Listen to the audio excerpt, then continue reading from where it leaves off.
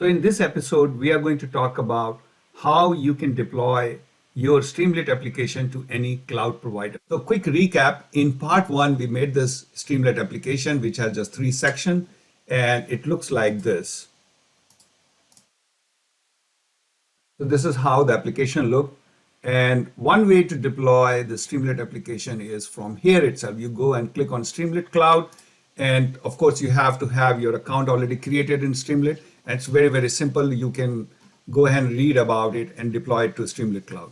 But today we are going to talk about how you can deploy this application to Azure. Specifically, I'm focusing on Azure, and we are going to create Docker so that same Docker can be taken to AWS also. But let's see how you will deploy this application to any other cloud provider. So first thing is we create a requirement text file. There we just put Streamlit because that's all is required. And then we'll go ahead and create a Docker file. As you can see, this Docker file is very simple. We define what version of Python I need. We expose the port 8501. This is the port at which Streamlit is listening. Create a directory, copy this requirement file, run it, and then copy the rest of the files. And then just define the entry point and the command which will Streamlit run main PI. However, in all the documentation, people's blog, everywhere, I just see that people stop here. Now this will create for sure your Docker and it will run in your local environment. But when you take this Docker to Azure, it doesn't run. And the reason is there's a port mapping has to happen and that creates the problem. So first of all, this is VS Code. You have to go and download 2 extensions. One is Azure and one is for Docker. So if I go ahead and click on my extension, you can see I have Azure CLI tools, Azure tools, and this is the one, Docker.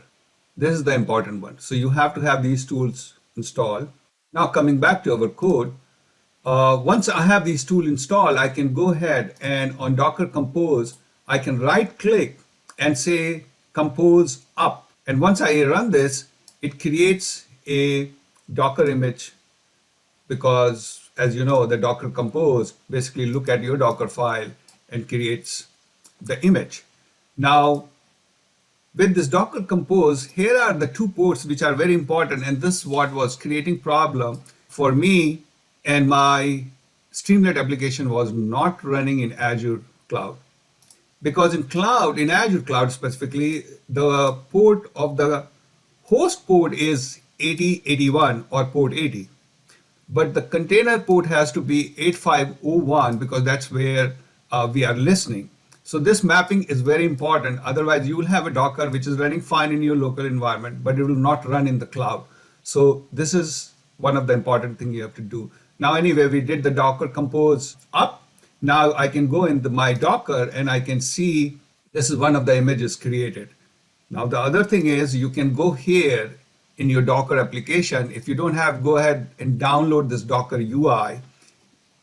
And you can see in the UI, this is one of the images running and it's listening on port 8081 and it's going to transfer the call to 8501.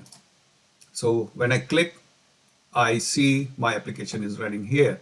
Now, couple of things before we deploy this to Azure, 2 things are needed. One is that I have to have a container registry created in Azure. So let's go and take a look at it. So come to portal.azure.com and come here and search container.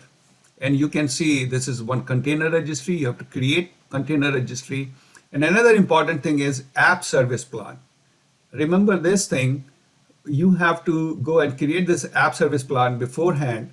The reason is why I'm telling you specifically about this because there are couple of options to create the app service plan. And if you will choose this free version, you may have a problem because for me, it did not work. And I spent a lot of time trying to figure it out. I couldn't. And then I moved to this plan, which is costing around $13. Yeah, $13 per month or so. So this is the plan you have to take. So those are the 2 important things you have to do before you deploy it to Azure. create the container registry.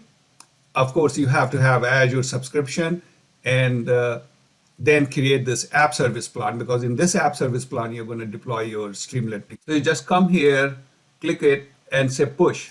And now you have to choose the subscription. And as you can see, I'm pushing it to my Azure Container Registry. Just choose this registry. It gives you a tag name. You can accept it and then just say enter, and it will push it to your container registry. And it's logging in and pushing the container up there.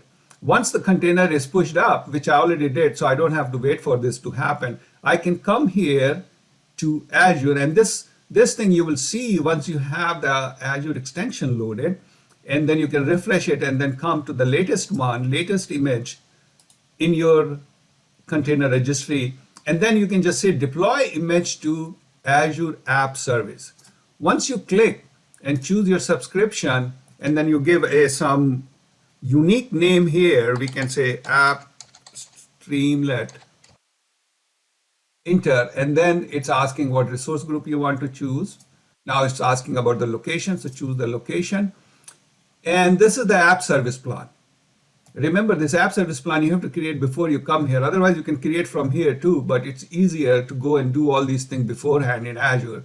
So once you choose this, it will start deploying. And I already deployed it, so we don't have to wait for this thing, and quickly go and take a look at our Streamlit application running in Azure, as you can see it here. So this is it. So let me know if you have any questions, or if you want anything specific I should make a video on for Streamlit. Let me know, leave some comment, and please subscribe so I can make more of these videos. Thank you.